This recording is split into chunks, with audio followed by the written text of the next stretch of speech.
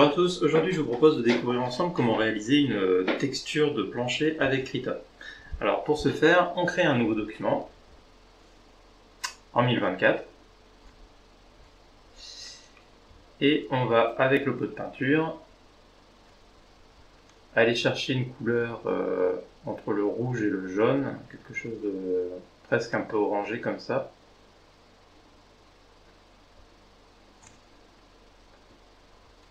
Voilà.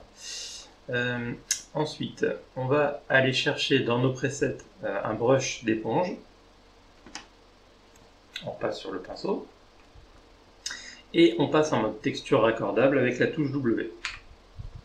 Une fois que c'est fait, on va ajouter un peu de variation à notre texture en variant un petit peu les couleurs. On va aller prendre des couleurs qui sont proches de notre couleur de base, baisser un peu l'opacité et balayer comme ça notre texture de façon à lui apporter un petit peu de matière, un peu de relief, un peu de variation. Donc je vais lui ajouter aussi un petit peu de rouge, très légèrement. Voilà.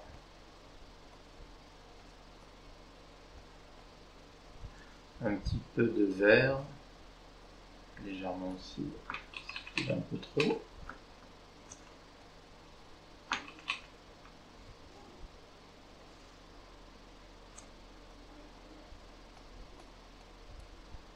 Voilà, par touche légère comme ça. Et puis un petit peu de marron foncé. Voilà. Là, on n'est pas trop mal. On va pouvoir passer à l'étape suivante. On va maintenant définir nos planches avec un pinceau. Donc, on prend le pinceau et puis on va aller chercher notre couleur de base et prendre une couleur un peu plus foncée et lui ajouter un tout petit peu de rouge, comme ça. Voilà. C'est une technique qu'on emploie souvent quand on travaille avec des matériaux organiques, parce que le fait d'ajouter un petit peu de rouge comme ça accentue l'aspect organique justement, presque sanguine du matériau qu'on peut avoir. C'est une technique qu'on emploie souvent sur la peau humaine par exemple. Alors, on repasse en mode texture raccordable avec la touche W, et on va comme ça aller commencer à...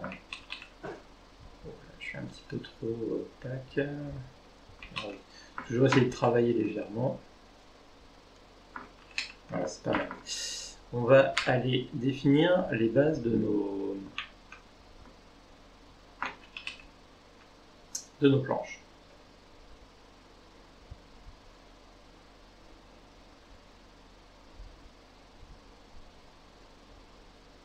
Voilà.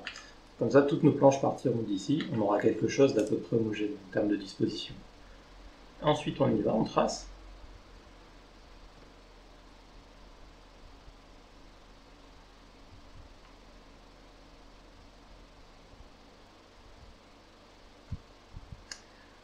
Voilà. On va ensuite incliner un petit peu notre texture. Alors, pour faire tourner votre image, c'est la touche Shift et vous maintenez le cliquet de votre stylet. Avec la touche CTRL, vous pouvez zoomer et dézoomer sur votre texture. Je repasse en mode classique pour voir un petit peu où je me trouve. Je repasse en mode texture et je vais tracer la limite de mes planches. Alors, idéalement, faites quelque chose de pas trop droit. Ça donnera un peu plus de vie et de réalisme à votre plancher. Voilà. Donc pour l'instant, c'est encore assez brossé. On viendra redéfinir un petit peu tout ça par la suite. Pour l'instant, on va pouvoir passer à l'étape suivante. On va ajouter des rainures tout simplement aux planches. On va garder notre couleur sombre. Une technique qui est assez sympa pour faire ce genre de choses, c'est de commencer par ajouter les nœuds de vos planches. C'est-à-dire que si vous regardez un bois qui est coupé, à l'intérieur vous allez voir qu'en fait c'est vraiment pas linéaire. Tout est courbé et il arrive régulièrement qu'il y ait des nœuds dans le bois et vos courbes vont tourner autour de ces nœuds. Donc on va dessiner ça. On va dessiner des nœuds comme ça un petit peu dans le bois de façon hasardeuse, hein. Au hasard, on va répartir ça au hasard, comme ça, On va imaginer qu'il y en a un là, et puis un autre là. Voilà. Ensuite, on va faire partir nos rainures du haut de la planche, et on va les faire serpenter comme ça, contre nos nœuds. Vous allez voir que le résultat sera assez sympa.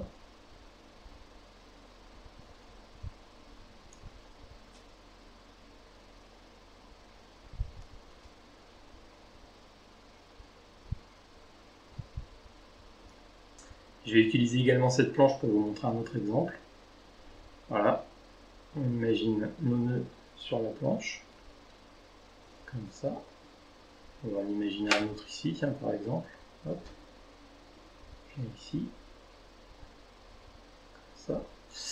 Et ensuite, on y va, on trace nos rainures, qui vont venir comme ça serpenter entre les nœuds.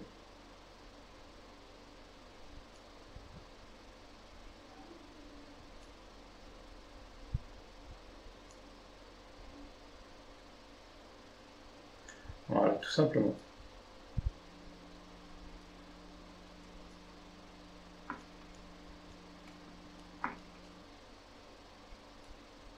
Voilà. On n'est pas trop mal. Alors ensuite, on va pouvoir attaquer l'étape suivante de notre texture, c'est-à-dire lui ajouter des lumières. Pour ce faire, on reprend notre couleur de base et on va partir vers une couleur légèrement plus claire. Ça me semble pas mal. Et on va aller mettre en lumière les arêtes hautes de notre texture, c'est-à-dire toutes les parties qui peuvent être supposées exposer une lumière venant d'en haut. Vous imaginez qu'il y a une lumière ici, hop, qui tombe sur votre texture et qui va venir se poser sur les arêtes et les rainures de votre bois. Alors on y va, c'est parti.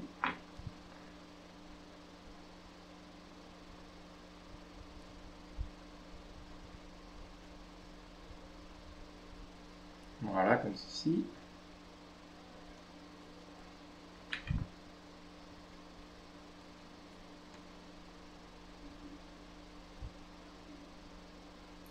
On va d'abord définir les lumières sur les planches en elles-mêmes. Et une fois que ce sera fait, on viendra définir les lumières aussi dans les rainures du bois. Avec un pinceau un petit peu plus petit.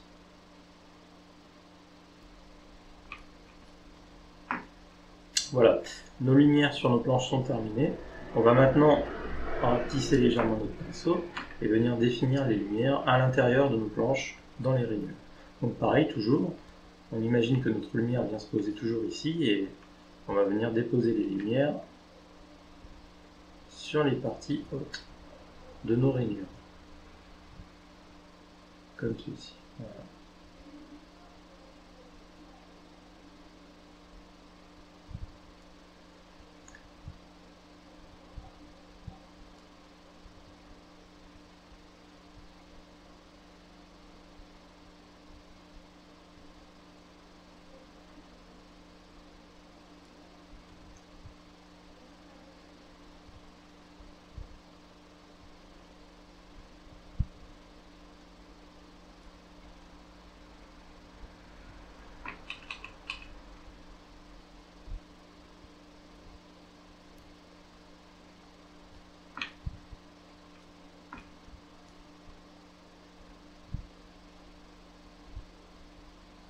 Alors, ne pas oublier également d'ajouter des lumières à l'intérieur de nos nœuds,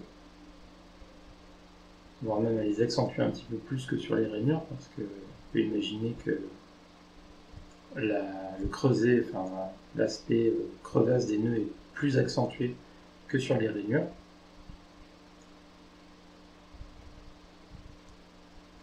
Voilà. Toujours faire attention à ne pas déborder à l'intérieur de la rainure. Voilà, on est pas mal, on commence à avoir quelque chose d'assez sympa. Alors, on va passer à l'étape suivante maintenant. On va redéfinir un petit peu nos planches, parce qu'à force de passer des coups de pinceau de lumière, ils ont fini par perdre un petit peu de leur... perdre un petit peu en profondeur. Alors on va aller reprendre la couleur de base de nos planches. On va prendre une couleur plus foncée. Et on va reprendre notre pinceau un petit peu, on va agrandir un petit peu notre pinceau. Et on va repasser entre nos planches. Alors, on n'oublie pas de rajouter un petit peu de rouge. Voilà. Et on va repasser entre nos planches.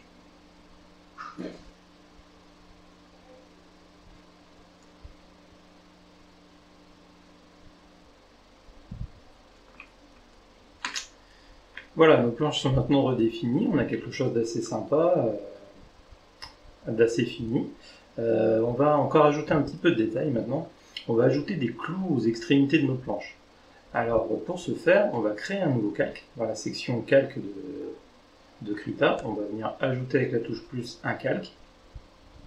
Et avec une brosse assez solide et ronde, par exemple le basic type de Krita, on va venir reprendre notre couleur de base. Hop, et on va prendre une couleur un petit peu plus claire, mais pas trop blanche non plus. Il faut que ça reste quand même un blanc franchement cassé, en gardant la base de couleur de votre texture. Bon, là on n'est pas trop mal, on va partir sur ça. Et on va commencer comme ça, hop, aux extrémités de nos planches, à ajouter nos clous.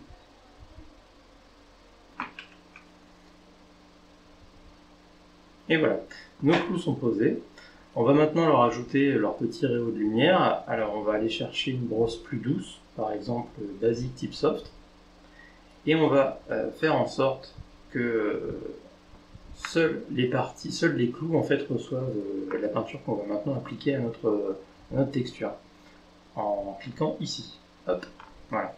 Ainsi, si jamais je prends une autre couleur par exemple pour vous montrer, je fais ça, ça n'affecte que mes clous. Alors, je reprends la couleur de mes clous, je passe en mode écran, ou screen en anglais, et je vais venir appliquer mes lumières sur mes arêtes hautes. Comme ceci. Hop. Voilà.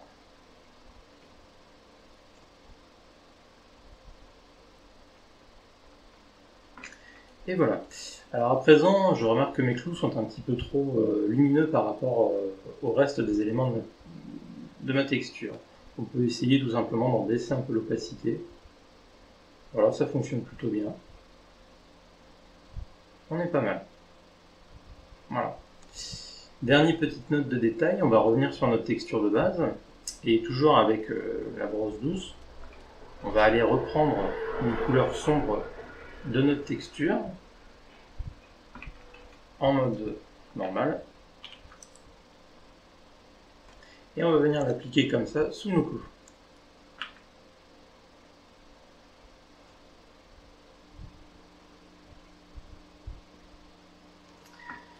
Et voilà, on a terminé notre texture de planche.